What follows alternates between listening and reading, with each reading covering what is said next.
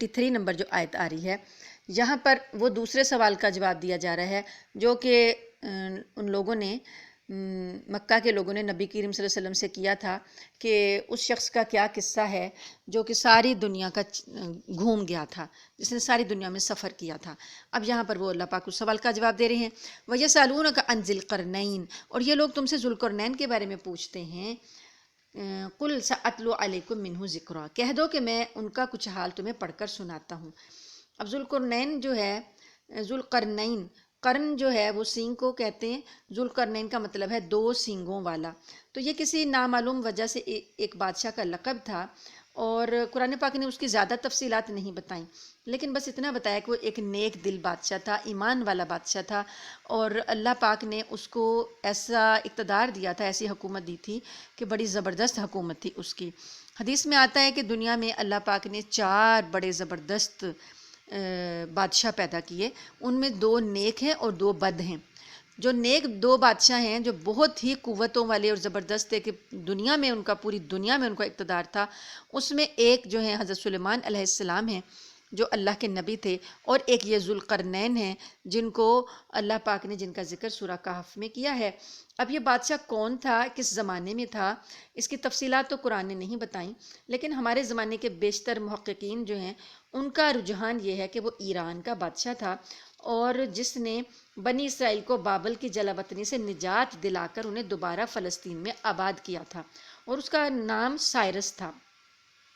یہ نیک بادشاہ تھا، اس کا ذکر ہم نے سورہ بنی اسرائیل کے شروع میں پڑھا نا، کہ جب دوسری بار ان کو بخت نصر انہیں تباہ کر کے لے گیا تھا اور اپنے غلام بنا لیا تھا، تو پھر دوسری بار اللہ پاک نے ان پر رحم فرمایا تھا، تو ایک بادشاہ آیا تھا جس نے ان کو نجات دلائی تھی، تو یہ وہی بادشاہ ہے، اور اس نے ان کو جلا وطنی سے نجات دلا کر فلسطین میں دوبارہ آباد کروا دیا تھا۔ تو قرآن پاک نے اتنا بتایا کہ اس بادشاہ نے 3 لمبے سفر کیے تھے۔ 3 سفر کا ذکر کیا اللہ پاک نے کہ بڑے طویل سفر تھے۔ پہلا اس نے جو سفر کیا وہ دنیا کی انتہائی مغربی آبادی تک کیا، یعنی وہ مغرب کی سمت چلا چلا چلا، اینڈ تک وہ جہاں مغرب کا انتہا ہو رہی ہے وہاں تک پہنچا۔ دوسرا سفر اس نے انتہائی مشرق کی طرف کیا، بالکل جہاں سورج کے مشرق کے نکلنے کا جو انتہا بنتی ہے وہاں تک چلا گیا۔ اور تیسرا سفر اس نے انتہائی شمال تک کیا، اور وہاں پر جہاں پر کہ یاجوج اور ماجوج سے بچنے کے لیے اس نے ایک دیوار بنائی، وہ شمال کی جانب اس کا سفر تھا۔ تو اب یہاں پر اس کا پہلے سفر کا ذکر کیا جا رہا ہے کہ اللہ پاک نے فرمایا کہ ہم نے اس کو زمین میں اقتدار بخشا تھا، اور ان کے ہر کام میں ہم نے وسائل عطا کیے تھے، یعنی وہ بادشاہ کوئی معمولی بادشاہ نہیں تھا، بہت زیادہ وسائل تھے اس کے پاس۔ تو اب اس نے فَأَتْبَعَ سَبَبًا، تو اس نے ان وسائل کو بروئے کار لاتے ہوئے وہ ایک راستہ اس نے اختیار کیا، حتیٰ اذا بلغ مغرب الشمس، یہاں تک کہ وہ سورج کے ڈوبنے کی جگہ پہنچ گیا، یعنی انتہائی مغرب میں پہنچ گیا۔ وجدها تغرب فی عین حمیۃ ووجد عندها قوما، کہ وہاں پر اس نے دیکھا کہ ایک دلدل ہے، جیسے کہ سیاہ چشمہ ہے، اس میں سورج ڈوب رہا ہے، یعنی انتہائی مغرب تھا کہ سورج جب ڈوب رہا تھا تو ایسے لگ رہا تھا سیاہ کلر کا کچھ چشمہ ہے، دلدل کا ہے، اس میں ڈوب رہا ہے۔ وہاں اس کو ایک قوم ملی، وجد عندها قوما، وہاں انہیں ایک قوم ملی۔ تو اس کے بعد انہوں نے قلنا، ان لوگوں نے کہا، یا ذا القرنین اما ان تعذب و اما ان تتخذ فیہم حسنا، ہم نے ان سے کہا کہ اے ذوالقرنین، تمہارے پاس 2 راستے ہیں، یا تو ان لوگوں کو سزا دو یا پھر ان کے معاملے میں اچھا رویہ اختیار کرو۔ یہ جو قوم تھی یہ کافر قوم تھی، تو جب ذوالقرنین نے اس کو فتح کر لیا، یعنی علاقے فتح کرتے جا رہے ہیں، اب یہ کافروں کی قوم کو جب انہوں نے فتح کر لیا تو اللہ تعالیٰ نے ان کو اختیار دے دیا کہ اگر تم چاہو تو دوسرے فاتحین جو ہیں جب کسی کو فتح کرتے ہیں قوم کو تو قتل و غارت کا بازار گرم کرتے ہیں، تم چاہو تو ان کو قتل کر کے تکلیف دو، اور چاہو تو ان کے ساتھ اچھا رویہ بھی اختیار کر سکتے ہو۔ چنانچہ انہوں نے کیا کہا، قال اما من ظلم فسوف نعذبه ثم يرد الى ربه فيعذبه عذابا نكرا، انہوں نے کہا کہ ہم جو کوئی ان میں سے ظلم کرے گا نا، ظالم ہوگا، ظلم کا راستہ اختیار کرے گا، اسے تو ہم سزا دیں گے، پھر اسے اس کے رب کے پاس پہنچا دیا جائے گا اور وہ رب اس کو سخت سزا دے گا۔ البتہ جو کوئی ایمان لائے گا اور نیک عمل کرے گا تو وہ بدلے کے طور پر اچھے انجام کا مستحق ہوگا، اور ہم بھی اس کو اپنا حکم دیتے وقت آسانی کی بات کہیں گے۔ یعنی بادشاہ نے کہا کہ میں ان کو ایمان کی دعوت دوں گا، اسلام کی دعوت دوں گا، جو لوگ ایمان لے آئیں گے ہم ان کے ساتھ آسانی والا معاملہ کریں گے، اور جب انہیں حکم دیں گے تو آسانی والے معاملات ان پر رکھیں گے، کوئی ظلم نہیں کریں گے، اور پھر ان کا انجام بھی اچھا ہوگا۔ لیکن اگر کوئی ظلم اختیار کرے گا پھر اس کو ہم سزا دیں گے۔ اس کے بعد یہ تو اس کی ایک سفر ہو گیا، مغرب کی طرف کا سفر۔ تو یہ اب دیکھیں کہ جیسے یہ بات ہے کہ یہ اختلافی بات ہے کہ وہ پیغمبر تھے کہ نہیں تھے، کیونکہ اللہ نے جو انہیں کہا ہے نا کہ ہم نے انہیں یہ کہا کہ آپ چاہے اچھائی والا راستہ اختیار کریں چاہے ظلم والا راستہ اختیار کریں۔ اب یہ باتیں تو اللہ تعالیٰ پیغمبروں سے کرتے ہیں، تو کیا ان کو وحی ڈالی گئی، وحی براہ راست ان پر وحی نازل کی گئی تھی؟ تو یہ بات یقینی نہیں ہے کہ وہ پیغمبر تھے۔ البتہ یہ ہے کہ علماء کہتے ہیں، مفسرین کہتے ہیں کہ یہ بھی ہو سکتا ہے کہ اس وقت کے پیغمبر نے ان کو یہ بات کہی ہو، اور یہ بھی ہو سکتا ہے کہ اللہ تعالیٰ نے ان کے دل میں ڈالی ہو، لیکن یقینی بات نہیں ہے کہ وہ پیغمبر تھے۔ اس کے بعد اللہ پاک نے فرمایا کہ اب انہوں نے ایک اور سفر اختیار کیا، ثم اتبع سببا، اب اس کے ایک اور راستے پر چل پڑا۔ اب وہ راستہ کون سا ہے؟ حتی اذا بلغ مطلع الشمس، یہاں تک کہ وہ سورج کے طلوع ہونے کی جگہ پہنچے، یعنی انتہائی مشرق کی طرف چلے۔ وہ یہاں پر انہوں نے دیکھا کہ وہ ایک ایسی قوم پر سورج طلوع ہو رہا ہے جسے ہم نے اس کی دھوپ سے بچنے کے لیے کوئی اوٹ مہیا نہیں کی تھی۔ یہ دوسرا جو سفر ہے مشرق کی طرف، جب وہاں گئے تو غیر متمدن لوگ رہتے تھے، یعنی سورج کی تپش سے بچنے کے لیے کوئی اوٹ بھی نہیں تھی، یعنی کوئی چھت بھی نہیں تھی، کھلے آسمان تلے رہتے تھے وہ لوگ۔ کذالک وقد احطنا بما لدیہ خبرا، تو اسی طرح ہوا کہ ذوالقرنین ان کے پاس جب پہنچے تو انہوں نے جو کچھ ساز و سامان ان کے پاس تھا، ذوالقرنین کے پاس جو کچھ ساز و سامان تھا، اللہ تعالیٰ کہتے ہیں کہ ہمیں اس کی پوری خبر تھی کہ کیا کیا کچھ ان کے پاس تھا۔ اب اس کے بعد اللہ پاک نے یہیں تک ان کا سفر روکا ہے اور اگلے سفر کا بتا دیا۔ ثم اتبع سببا، پھر انہوں نے ایک اور سفر اختیار کیا، حتی اذا بلغ بین السدین وجد من دونہما قوما لا یکادون یفقہون قولا، اس کے بعد انہوں نے ایک اور سفر اختیار کیا، یہاں تک کہ جب وہ دو پہاڑوں کے درمیان پہنچے تو انہیں ان پہاڑوں سے پہلے کچھ لوگ ملے جن کے بارے میں ایسا لگتا تھا کہ وہ کوئی بات نہیں سمجھتے۔ یہ سفر جو ہے شمال کی انتہائی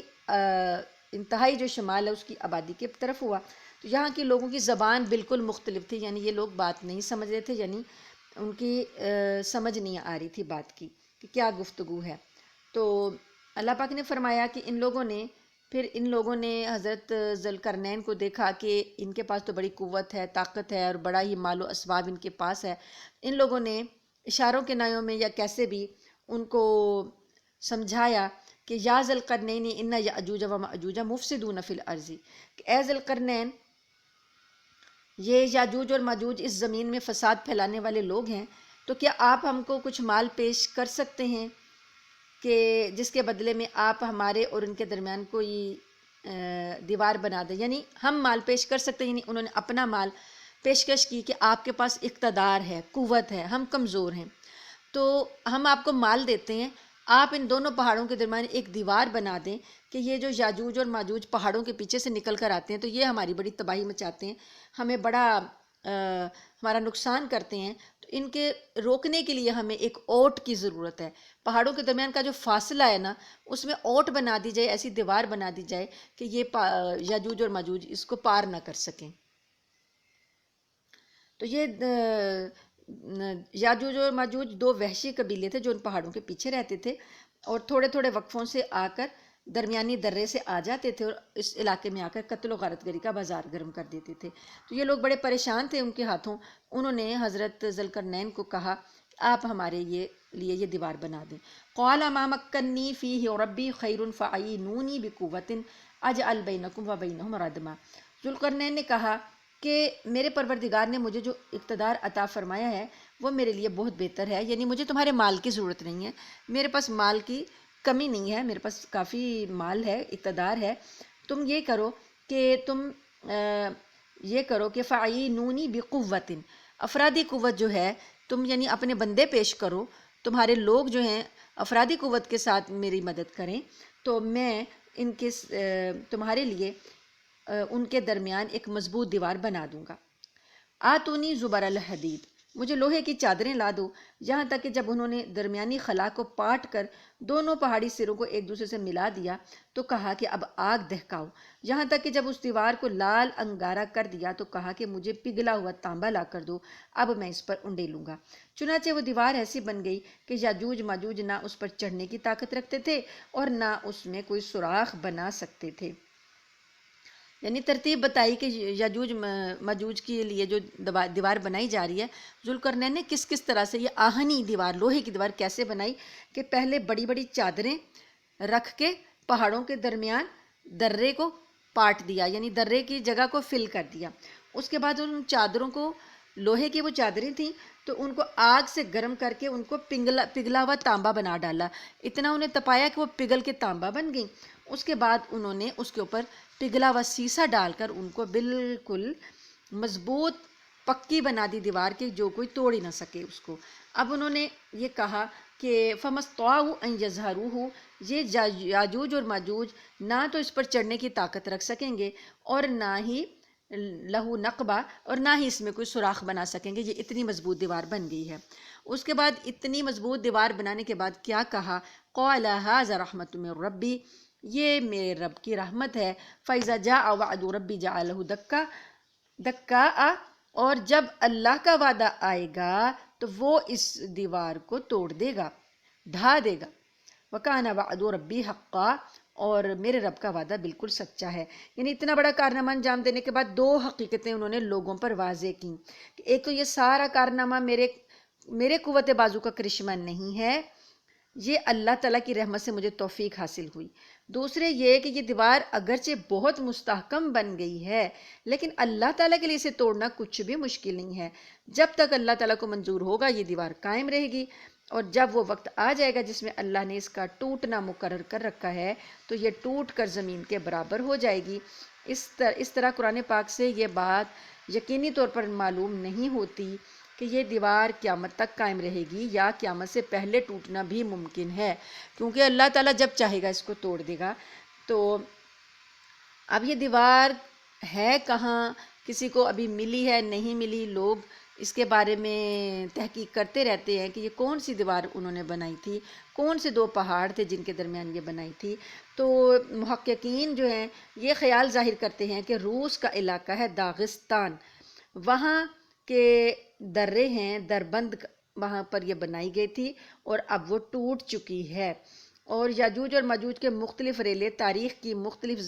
کے جو زمانے گزرے ہیں وہ متمدن آبادیوں پر حملہ آور ہوتے رہے ہیں، اور پھر جا کر وہ کیا کرتے تھے، متمدن علاقے جو ہوتے تھے جن پر وہ حملہ آور ہوتے تھے وہاں جا کر خود بھی ویسے ہی سیولائزڈ بن جاتے تھے اور وہاں رہنا شروع کر دیتے تھے۔ البتہ ان کا آخری ریلہ جو ہے وہ قیامت سے کچھ پہلے نکلے گا۔ اس معاملے میں حضرت مولانا مفتی محمد شفیع صاحب کی رحمۃ اللہ علیہ کی تفسیر ہے معرف القرآن، اس میں انہوں نے اس پر کافی سیر حاصل بحث کی ہے کہ یہ یاجوج ماجوج کا اینڈ جو ہے وہ اینڈنگ میں کیا ہے۔ اور مولانا حفظ الرحمان صاحب ہیں، انہوں نے ایک کتاب قصص القرآن میں اس موضوع پر کافی تفصیل سے بحث کی ہے۔ بہرحال اتنی بات تو ہے، ہمارے عقیدے کا یہ حصہ ہے کہ قیامت سے پہلے یاجوج ماجوج کی قوم جو ہے وہ نمودار ہوگی، اور یہ ایسی قوم ہوگی، حدیث میں آتا ہے کہ یہ ایسے ہوں گے کہ جیسے چھوٹے چھوٹے قد کے لوگ ہوں گے، لمبے لمبے ان کے کان ہوں گے، اور یہ پہاڑوں کے اوپر سے جب یہ دیوار، جس دیوار سے اللہ پاک نے ٹوٹنے کا حکم دیا ہے وہ جب ٹوٹ جائے گی تو نکلتے چلے آئیں گے، اور ایسے نکلیں گے پھسلتے چلے آئیں گے پہاڑوں سے، اس قدر تعداد میں کثیر ہوں گے جیسے کہ کوئی چونٹیاں اپنے بلوں سے نکلتی آتی ہیں، اسی طرح یہ نکلتے آئیں گے، قتل و غارت گری کا بازار گرم کریں گے۔ یہ قیامت سے پہلے یعنی دجال کا جب ظہور ہوگا انہی دنوں میں آس پاس میں یہ ساری علامتیں پوری کرنی اللہ پاک نے، تو یاجوج ماجوج بھی نکلیں گے، اور یہ نہایت ہی گندے قسم کے لوگ ہوں گے، بے حیا قسم کے لوگ ہوں گے، اور بڑی بے حیائی کے کام کریں گے دنیا میں۔ اور دوسرا ایک بات یہ بھی ان میں ہوگی کہ یہ سب کچھ کھا جائیں گے، جو چیز انہیں ملے گی چٹ کر جائیں گے، ساری کھیتیاں کھا جائیں گے، سارا پانی پی جائیں گے، حشرات الارض کو کھا جائیں گے، پھر انسانوں پر بھی حملہ آور ہوں گے۔ تو ان کا ظہور جو ہے قیامت سے پہلے ہوگا، اور اس کے بعد یہ غیر منظم سے لوگ ہوں گے، تو اللہ پاک پھر ان کو ایک جب حضرت عیسیٰ علیہ السلام نے آنا ہے اور دجال نے آنا ہے، اس وقت کی یہ ساری علامتیں ہیں۔ اور پھر جب یہ ان کی موت ہوگی، ساری زمین جو ہے جب بھر جائے گی ان کی لاشوں سے، تو پھر وہ اللہ پاک بارش برسائیں گے، اور وہ بارش جو ہے ان کو بہا کر دریاؤں میں بہا دے گی ان کی لاشوں کو، پھر زمین میں امن قائم ہوگا، اور اللہ پاک ایک ہوا چلائیں گے کہ جن کی ساری بدبو ختم ہوگی۔ یہ ساری چیزیں حدیث میں ملتی ہیں، اور پھر حضرت عیسیٰ علیہ السلام کی حکومت قائم ہوگی، جو کہ بڑی امن والی، اور 40 سال تک وہ قائم رہے گی، امن والی۔ ساری دنیا میں ایک بھی کافر نہیں ہوگا، سارے مسلمان ہوں گے، اور یہ 40 سال حکومت حضرت عیسیٰ علیہ السلام کریں گے۔ یہ سارے واقعات ہمیں احادیث سے ملتے ہیں، اس میں یہ ترتیب بتائی گئی ہے۔ تو آگے ہم چلتے ہیں، آگے آیت نمبر ہے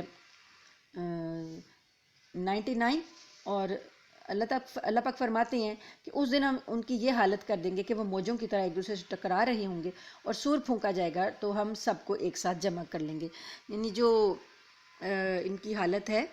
یاجوج ماجوج کی، ایسے پھر ٹکرائیں گے آپس میں، جب ان کو موت کا سامان ان کا ہوگا تو ایک دوسرے سے ٹکرائیں گے، مر جائیں گے۔ تو اس کے بعد حضرت عیسیٰ علیہ السلام کی حکومت کے بعد پھر جب قیامت آنی ہے، تو اس کا ذکر اللہ پاک کر رہے ہیں کہ سور پھونکا جائے گا اور ہم ساری لوگوں کو ایک ساتھ جمع کر لیں گے، اور اس دن ہم دوزخ کو ان کافروں کے سامنے کھلی آنکھوں لے آئیں گے، جن کی آنکھوں پر دنیا میں میری نصیحت کی طرف سے پردہ پڑا ہوا تھا، اور جو سننے کی صلاحیت نہیں رکھتے تھے۔ جن لوگوں نے کفر اپنا لیا ہے، کیا وہ پھر بھی یہ سمجھتے ہیں کہ مجھے چھوڑ کر میرے ہی بندوں کو اپنا رکھوالا بنا لیں گے؟ یقین رکھو کہ ہم نے ایسے کافروں کی مہمانی کے لیے دوزخ تیار کر رکھی ہے۔ کہہ دو کہ کیا ہم تمہیں بتائیں کہ کون لوگ ہیں جو اپنے اعمال میں سب سے زیادہ ناکام ہیں؟ یہ وہ لوگ ہیں کہ دنیاوی زندگی میں ان کی ساری دوڑ دھوپ سیدھے راستے سے بھٹکی رہی، اور وہ سمجھتے رہے کہ وہ بہت اچھا کام کر رہے ہیں۔ یعنی جو لوگ آخرت میں ناکام ہیں، وہ دنیا میں اپنے اعمال کو اچھا سمجھتے رہے۔ کوئی بھی شخص یہ سوچ کر نہیں عمل کر رہا کہ مجھے ناکامی ملے، ہر شخص یہی سوچ کر عمل کر رہا ہے کہ میں تو کامیاب ہوں۔ تو اللہ پاک فرماتے ہیں کہ ذل سعیہم، ان کی دنیاوی کی زندگی کی ساری دوڑ دھوپ گمراہ ہو گئی، گم ہو گئی، یہ سیدھے راستے سے بھٹکے رہے، اور اپنے آپ کو یہ سمجھتے رہے کہ انہم یحسنون صنعا، کہ بڑے اچھے کام کرتے جا رہے ہیں۔ یہ ہے ایک وہ پردہ جو عقل پہ پڑ جاتا ہے تو انسان کو اپنے غلط کام بھی اچھے لگنے لگتے ہیں۔ یہ شیطانی ہتھ کنڈے ہیں۔ شیطان جو ہے برے کاموں کو بھی مزین بنا کر پیش کرتا ہے۔ یہ بات ہم نے اور بھی کئی جگہوں پر پڑھی ہے کہ اللہ پاک نے شیطان سے جب کہا تھا کہ شیطان نے اللہ کو چیلنج دیا تھا کہ تو نے مجھے آدم کی وجہ سے راندہ درگاہ کیا ہے، تو اب میں اس کے ساتھ لگوں گا، دائیں سے بائیں سے آگے سے پیچھے سے میں اس کو گھیروں گا، اور میں اس کے گندے اعمال برے اعمال کو مزین کر کے پیش کروں گا۔ تو یہ شیطان نے چیلنج کیا تھا، تو وہی بات اللہ پاک فرما رہے ہیں کہ یہ لوگ جو ہیں ان کے برے اعمال ان کو مزین کر کے پیش کر دیے گئے ہیں۔ شیطان نے ان کی آنکھوں پر پردہ ڈال دیا کہ یہ اپنے برائیوں کو بھی، شرک جو ہے، مشرکین جو ہیں وہ جو کچھ حرکتیں کر رہے ہوتے ہیں بڑی ہی مضحکہ خیز ہوتی ہیں، لیکن انہیں وہ اپنے اعمال میں وہ اتنے مطمئن ہوتے ہیں، اچھے لگ رہے ہوتے ہیں بتوں کے آگے جب وہ سر جھکاتے ہیں، ہاتھ جوڑتے ہیں اور کیا کیا کچھ کرتے ہیں، تو وہ ایک طرح سے انہوں نے اپنے اعمال کو اچھا ہی سمجھا ہوتا ہے۔ اسی طرح سے ہم لوگ بھی اپنے آپ کو سمجھ رہے ہیں کہ ہم بڑا اچھا کر رہے ہیں، اچھا کر رہے ہیں، اور ہم اپنے دل کی اگر مرضی کر رہے ہیں، اپنے نفس کی یا شیطان کی، تو وہ شیطان نے اس کو مزین کر دیا ہوتا ہے۔ اور اللہ کی راہ اگر کٹھن لگ رہی ہوتی ہے، اللہ کی راہ مشکل لگ رہی ہوتی ہے، تو وہ یہی بات ہوتی ہے کہ ہمارا اپنا نفس یا جو شیطان ہے وہ ہمیں یہ وہ مشکل دکھا رہا ہوتا ہے کہ بھئی یہ کام تو بڑا ہی مشکل ہے، یہ تو ہم نہیں کر سکتے، تو دوسری چیزیں آسان کر کے دکھا رہا ہوتا ہے۔ ہمارے رسم رواج، ہر چیزیں، کچھ ایسی چیزیں ہوتی ہیں جو بالکل بھی جن کی لاجک نہیں ہے، لیکن وہ مزین لگ رہی ہوتی ہیں تو انسان کر رہا ہوتا ہے۔ تو قیامت کے والے دن اللہ پاک کہتے ہیں کہ ساری چیزیں، ساری حرکتیں جو ہیں، یہ ساری ان کو اللہ تعالیٰ یہ کھو جائیں گی، گمراہ ہو جائیں گی، راستے سے بھٹکا دی جائیں گی، اور لوگوں کو ملے گا ہی نہیں کہ ہم کیا کام کر کے آئے تھے، ساری کوششیں دوڑ دھوپ گم ہو کر رہ جائے گی۔ یہ وہ لوگ ہیں جو یہ کام کر رہی ہیں، جن کا یہ انجام ہوگا، یہ وہ لوگ ہیں جنہوں نے اپنے مالک کی آیتوں کا اور ان کے سامنے، اللہ کے سامنے پیش ہونے کا انکار کیا، اس لیے ان کا سارا کیا دھرا غارت ہو گیا۔ غلط عقیدے تھے، اللہ پر ایمان نہیں تھا، آخرت پر ایمان نہیں تھا، اس لیے ان کا سارا کیا دھرا غارت ہو گیا۔ چنانچہ قیامت کے دن ہم ان کا کوئی وزن شمار نہیں کریں گے۔ جو ایمان نہیں لایا، دنیا میں خواہ کتنے ہی اچھے کام کر کے گیا ہو، قیامت میں اس کا کوئی وزن شمار نہیں ہوگا، وہ سارا کا سارا ضائع ہو جائے گا۔ یہ ہے جہنم کی شکل میں ان کی سزا، کیونکہ انہوں نے کفر کی روش اختیار کی تھی اور میری آیتوں اور میرے پیغمبروں کا مذاق بنایا تھا۔ دوسری طرف جو لوگ ایمان لائے ہیں اور جنہوں نے نیک عمل کیے ہیں، ان کی مہمانی کے لیے بے شک فردوس کے باغ ہوں گے۔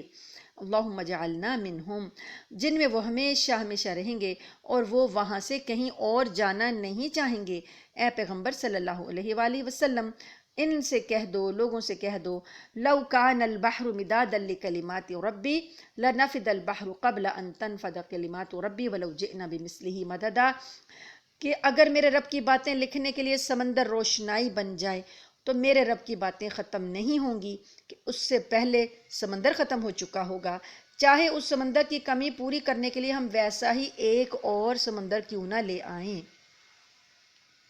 اللہ کی صفات کا احاطہ نہیں کیا جا سکتا۔ اللہ تعالیٰ کی باتوں کو اور حکمت کو اور کمالات اتنے زیادہ ہیں کہ ان کو قلم بند اگر کیا جائے تو بڑے بڑے سمندروں کی روشنائی ایک بار ختم ہو، دوبارہ بھی انہیں بنا لیا جائے روشنائی، تب بھی اللہ پاک فرماتے ہیں سمندر خشک ہو جائیں گے، لیکن اللہ کی صفات اور کمالات کا بیان ختم نہیں ہوگا۔ سوچتے جائیں گے تو پتہ چلتا جائے گا اللہ کی تمام صفات کو، ساری کائنات کو چھوڑ کر صرف ایک اپنی ذات کے اندر انسان سوچنے لگے، اپنی اعضاء کے بارے میں سوچنے لگے، آنکھ کے بارے میں، اس کی پوری تحقیق کر کے لکھنا شروع کرے کہ اللہ نے اس میں کیا کیا سمو دیا، اپنے اعضاء کا ایک ایک کا بھی کرنے لگے تو اس کی زندگی ختم ہو جائے گی۔ ہمارے جو بڑے بڑے اسپیشلائزیشن کرنے والے ڈاکٹرز اور ریسرچ سے دنیا کی لائبریریاں بھری پڑی ہیں، ان ساروں کو شمار کریں تو ساری زندگی ختم ہو جائے گی، لیکن ایک آنکھ کے بارے کی جو ریسرچ ہے وہ ختم نہیں ہوگی۔ تو یہ اسی لیے اللہ پاک نے یہ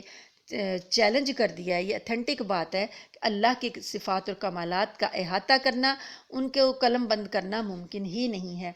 آپ ان سے فرما دیجئے، آخری آیت ہے سورہ کہف کی 110 نمبر آیت،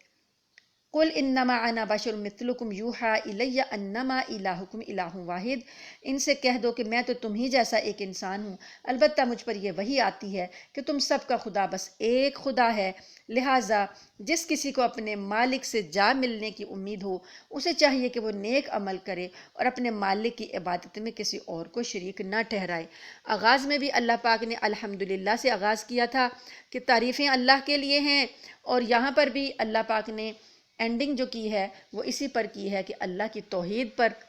ایمان لے آئے گا جو شخص، تو وہ اسے چاہیے کہ وہ نیک عمل کرے اور اپنے مالک کی عبادت میں کسی کو شریک نہ ٹھہرائے۔ الحمدللہ سورہ کہف جو ہے وہ مکمل ہوئی۔ اللہ تعالیٰ سے دعا ہے کہ اللہ تعالیٰ ہمیں اس سورت کے احکامات پر عمل کرنے کی اور جو اس سے سبق ملے ہیں ان پر عمل کرنے کی توفیق عطا فرمائے۔ وآخر دعوانا ان الحمدللہ رب العالمین۔